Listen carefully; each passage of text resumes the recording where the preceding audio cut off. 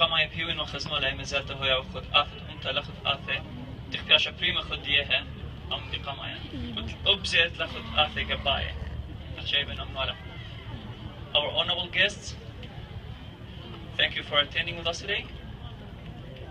4 years ago, we rallied and gathered in this place, and the reason was a raid that took place on a church. The Iraqi government launched what so-called a rescue operation, which resulted in 45 innocent people getting killed. The Iraqi government called it a success. The raiders, the terrorists, called it a huge success. Among those who died on that day, there was a child, 3 years old, an infant, 4 months old.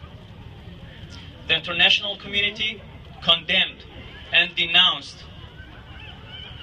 In this condemnation and denouncing, there was a message. The Iraqi government got the message: if you don't care about the indigenous people of your country, we're not going to change that. The terrorists got the message too. The message that was sent from the international community through its stance was, if you kill the innocent and indigenous people of that country, we will denounce and we will condemn, but we will not step in and stop you from doing that. Today, hundreds of thousands of my people, Assyrian Christians of Iraq, are displaced, are pushed out of their homes and their lands. And the international community is still on the same position, condemning, denouncing. There is a moral obligation today. It's a moral obligation on the international community and a legal obligation. It's not a charity, it's an obligation.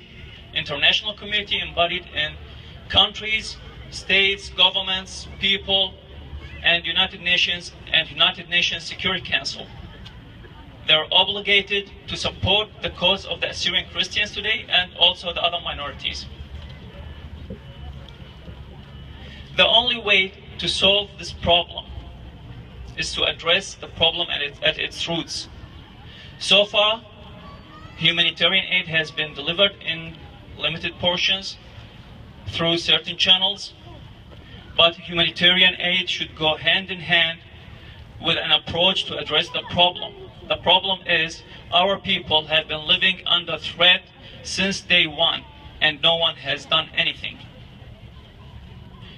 Today, it's time to raise our voice, to clarify our message, and to demand clearly we need international intervention to protect those people, to create and protect and maintain a safe haven for our people on their lands and their homes, the lands that are today occupied by ISIS, that have been occupied by the Kurds before, and any other person. All the lands that belong to our people need to be returned to them, need to be protected, need to be liberated, and that way our people can maintain their life and the lifestyle and the culture and the language. That's the only way. The danger is not only in Iraq, the danger is spreading around the world. Prime Minister of Britain recognized that. It was a bit late. It was after millions of people have been dead and displaced. As for New Zealand, New Zealand is running for the United Nations Security Council as a member.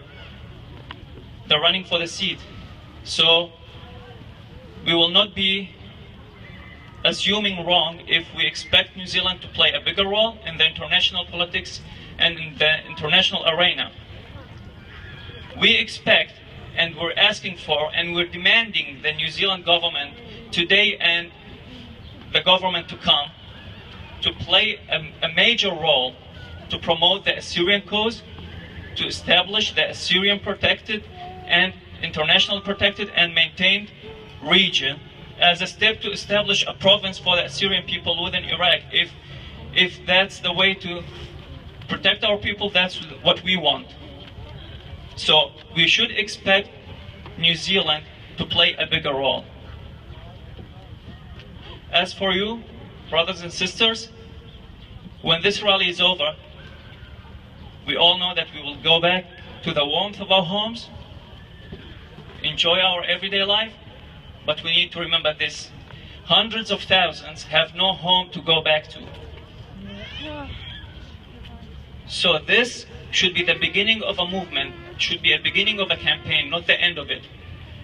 Should be a beginning of a campaign that will not stop until our people get the right to live freely, peacefully, in their lands, in their homes. And for the people organizing this event, the young people of the community, the youth, you've done us proud. Thank you for this. Thanks, everybody. Thank you.